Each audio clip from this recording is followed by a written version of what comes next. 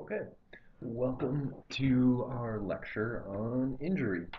We're going to be focusing on several topics related to injuries that are common in athletes and sporting environments. So this is the lecture for Sports Psych for, let's see, April 5th, which would be Friday of the first week that I will not be here. So let's begin. All right, so kind of setting up the stage here. Athletic injuries are unfortunately incredibly common. The numbers that you see on the slide in front of you were gathered from a study looking at injuries in a worldwide context. Obviously, if you think about gathering numbers on injuries from sports going on all over the globe, that's kind of a daunting task.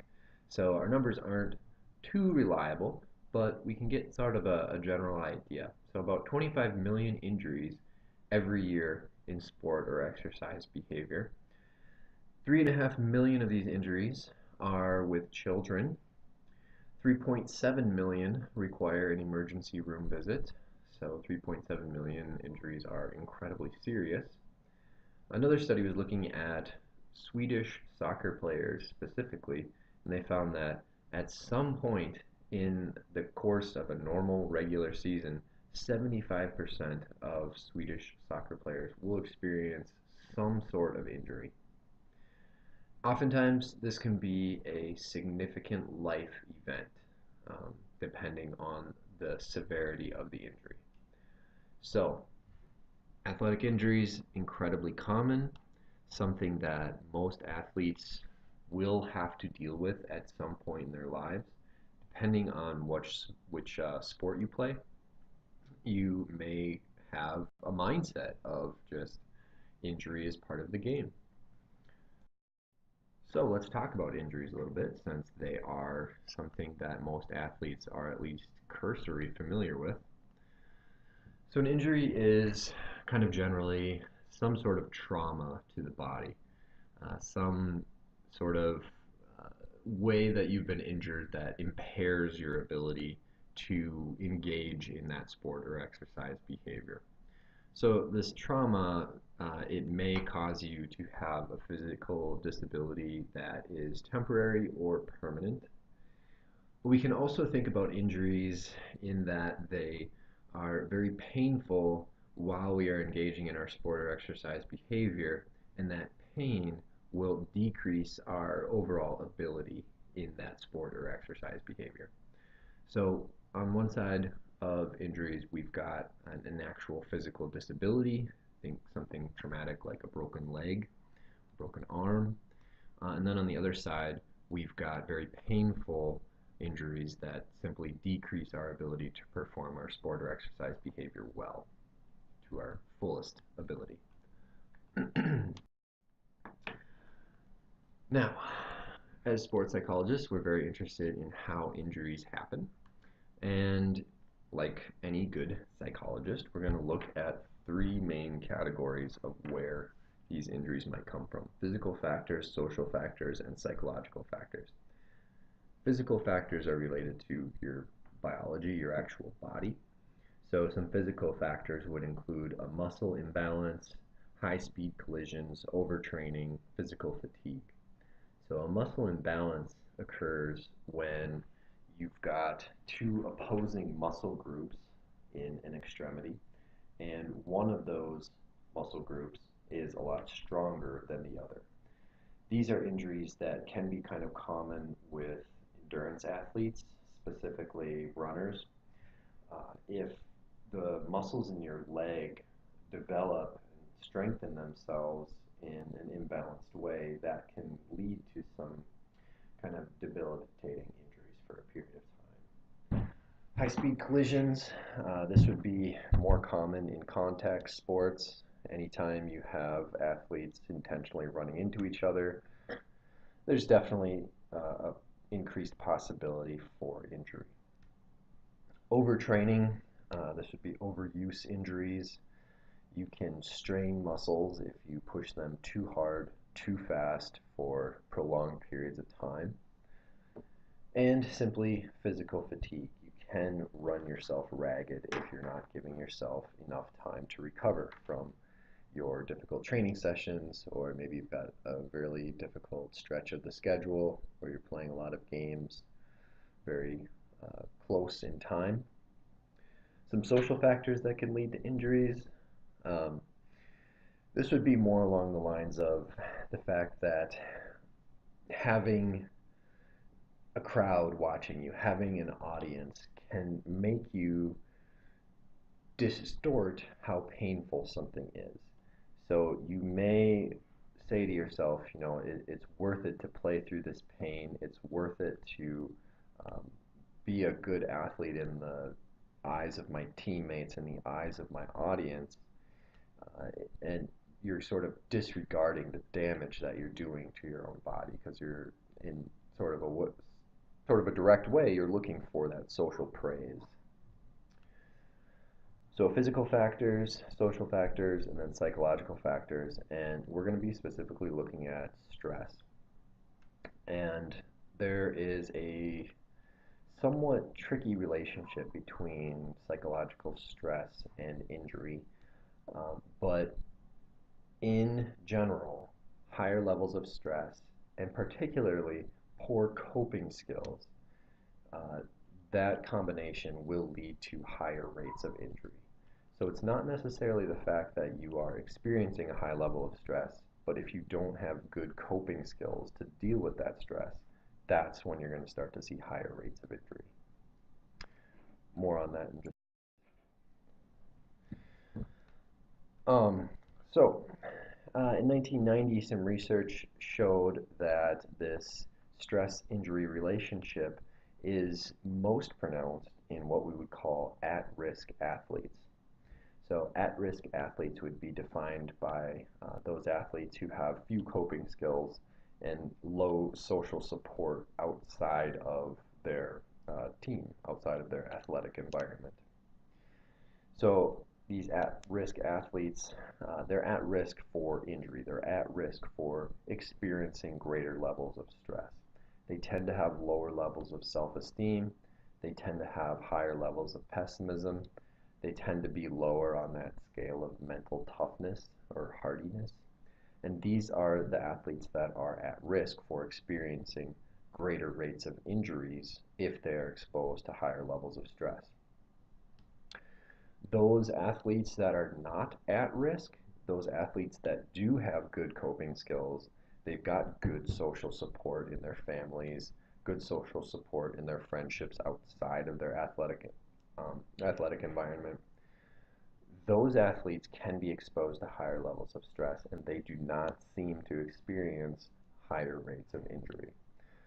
So to me, this really highlights, hopefully you can see my mouse here, this really highlights the importance of mental skills. So regardless of how much stress you're exposed to, you're always going to have the ability to sort of stave off injury as long as you've got good coping skills, good mental skills.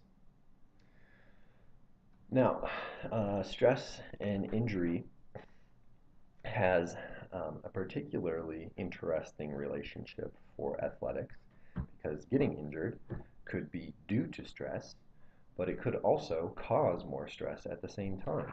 And some research has shown that the greatest fear of the injured athlete is the loss of ability to play their sport again, or hand in hand with that, their loss of ability to play their sport at the same level that they used to be able to pre-injury. So, in those at-risk athletes, why might the higher levels of stress lead to higher levels of injury? Well, we've got two main ideas for why that's the case. One idea is dealing with the psychological side of things, and one idea is dealing with the physical side of things.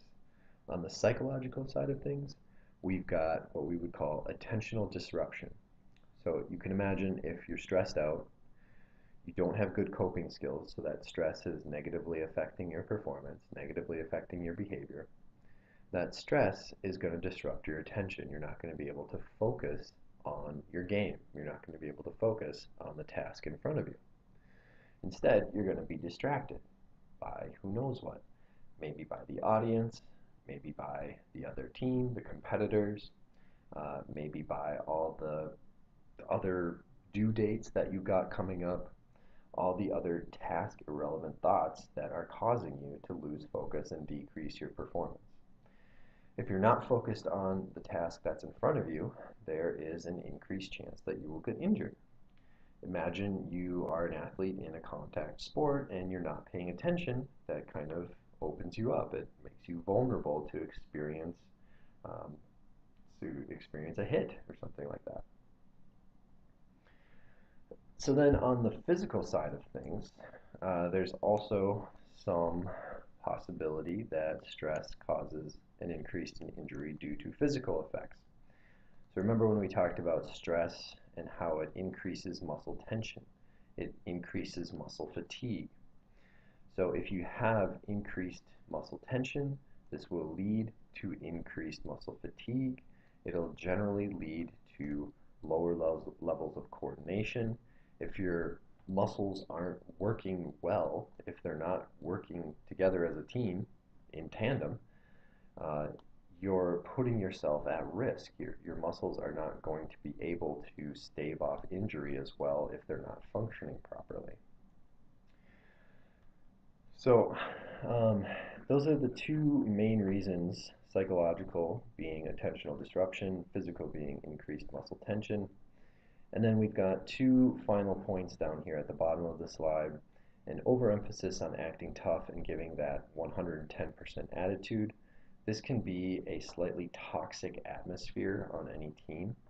If you are um, encouraging your players, let's say you're a coach and you're encouraging your players to sort of give that 110% all the time, even if you feel an injury coming on, let's say an overuse injury, or you're playing through a little bit of pain, and your coach is telling you to ignore the pain.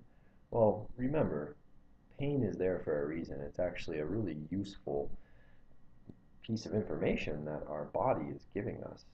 In general, if something hurts, you should at the very least figure out what is causing the pain before you continue to do whatever is causing it. Okay, so let's talk a little bit about why stress is so damaging to the recovery process and why it can lead to higher rates of injury in general. So psychological stress has some pretty nasty effects to the human body, specifically prolonged stress. So psychological stress is not necessarily a bad thing. Stress is, in some ways, a very useful thing that our body does. Stress gets us ready to do something very quickly. It helps us fight off dangers. It helps us run away from dangers.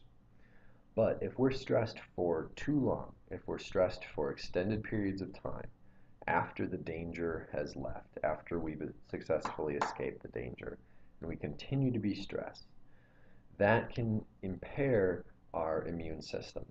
Specifically, it can impair how well our white blood cells move around our body.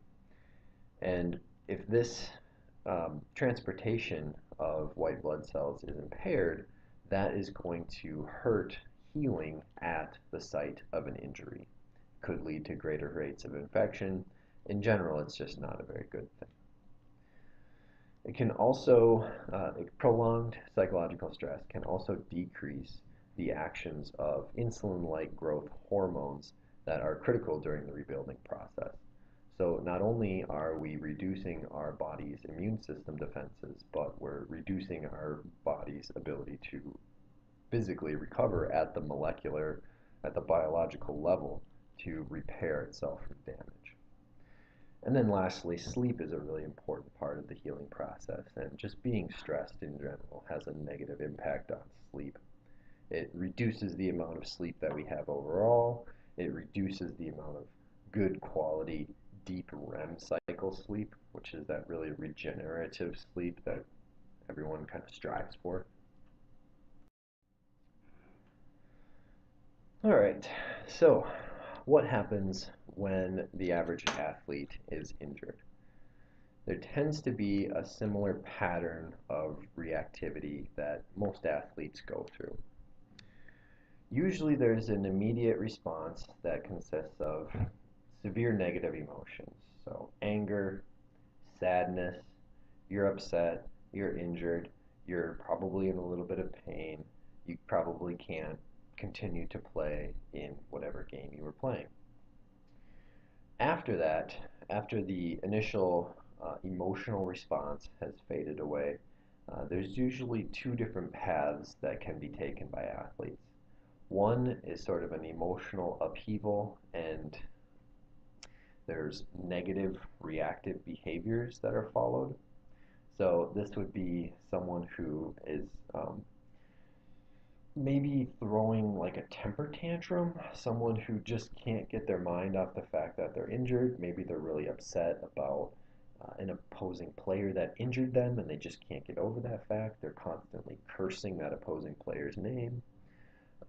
And then reactive behaviors, maybe they're not taking that injury seriously, so they're not planning on taking any time off from practice. They're not planning on missing any games. They're not planning on missing any workouts, even though it's pretty obvious that they would benefit from a little bit of rest. The second main path that an injured athlete can take is just the opposite, having a positive outlook, using those coping skills, dealing with the stress that accompanies any injury, and obviously for a number of reasons, this is a preferred path to take.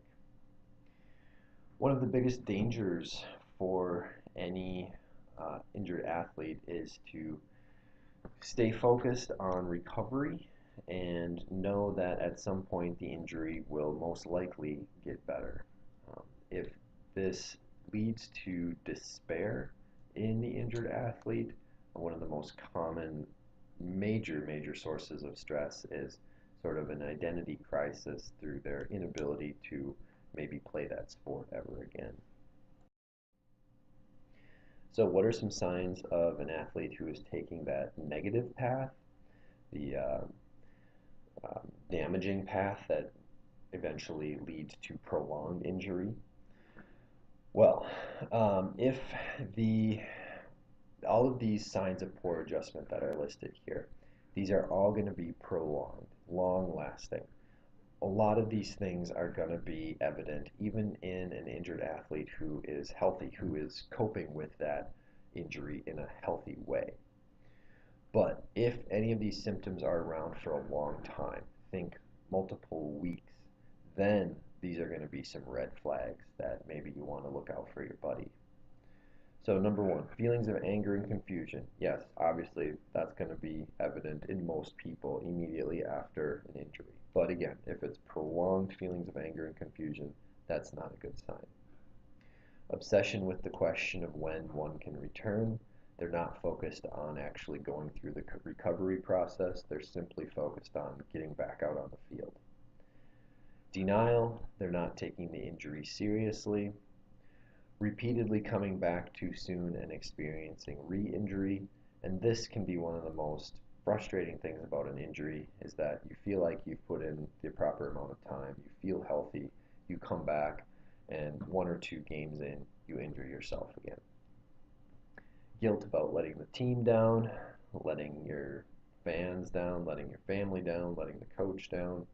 Withdrawal from significant others. In other words, they're damaging those social relationships that could be really helpful for the recovery process. Rapid mood swings, and then statements indicating that no matter what is done, recovery will not occur. So this would be things more along the lines of just giving up, at least mentally. So rehabilitation usually goes in three phases, assuming everything goes well and they're taking that more positive path. So the three phases are number one, injury or illness. So this is where the injury happens. Not a whole lot can be done about it right away. Maybe it's a very severe injury, so they have to spend some time laying in bed, being bedridden, not being very mobile. Second step, second phase is rehabilitation and recovery. This is when you actually do start to make progress towards recovering from that injury. And then the third phase would be the final phase where you return to full activity. You can fully participate in your team's practices, your team's games.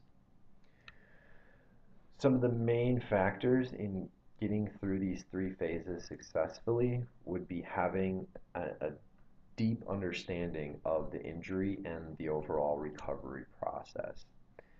Having that understanding is going to do a lot to keep the athlete sustained in their motivation for getting better. And then lastly, think about an educational component. So this injury happened for a reason. Think about ways that you can improve your technique. Think about ways that you can reduce the chances of this injury occurring in the future. So if you're a runner and you got one of those injuries due to a muscle imbalance, think about some workouts you can do that target the weak muscle groups and maybe don't do any exercises that strengthen the already strong muscle groups. Yep. So again, in line with that last phase of recovery, think about ways that you can educate any clients that you have, any athletes that you're working with. Teach them about the physiology of their injury, if there's anything they can do to reduce the chances in the future, maybe specific workouts, specific weight training routines. Coping skills, make sure to have a bunch of those handy. Talk about ways that you can healthfully, that's not a word, healthily deal with stress.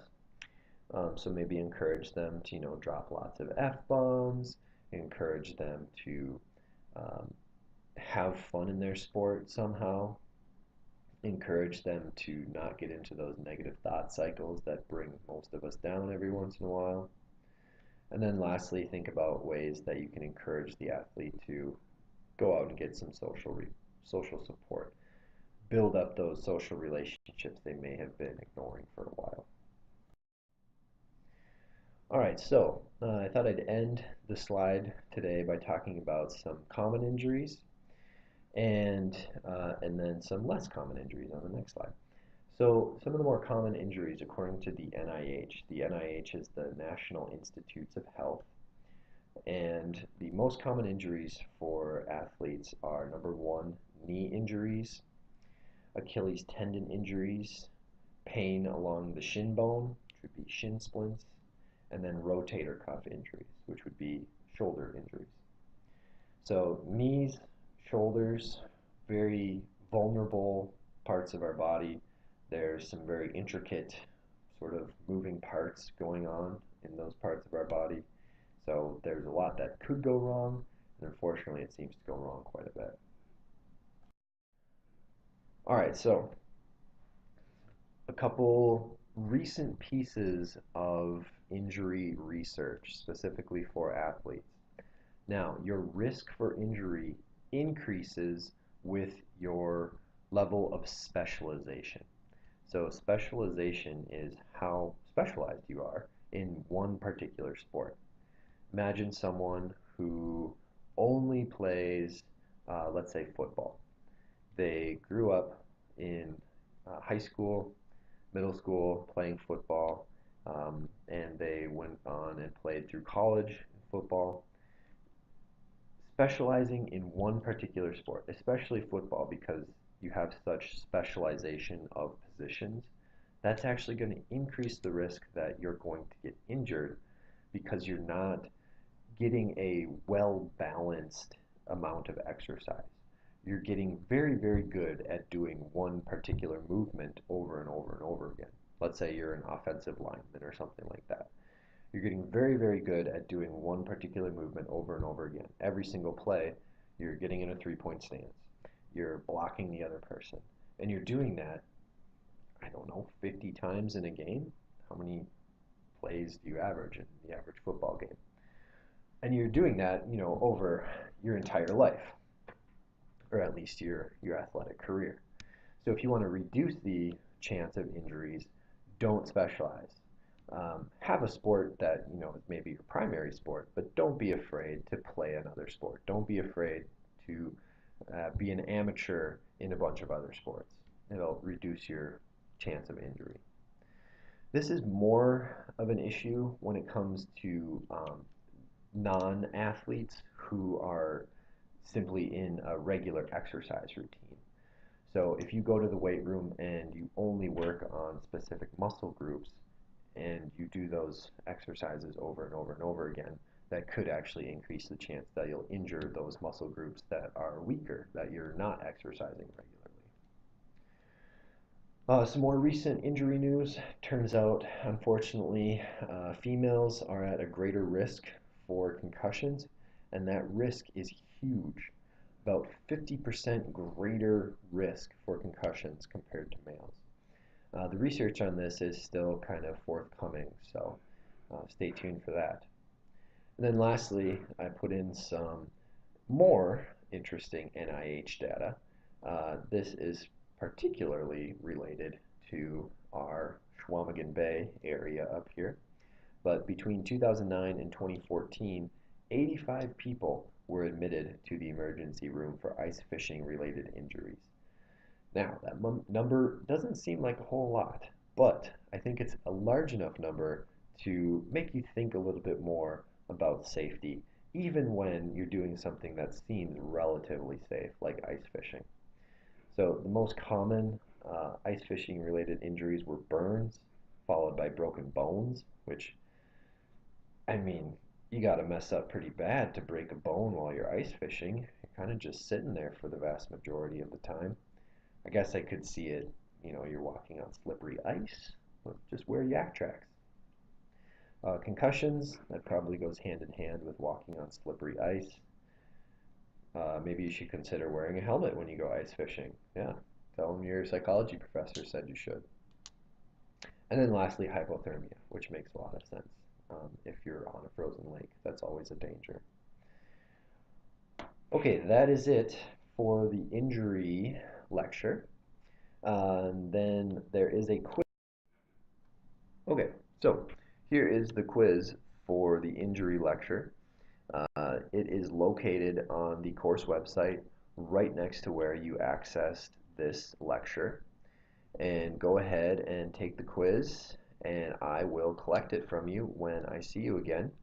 And that will be April 15th. Until then, have some fair winds, have some following seas. See you later.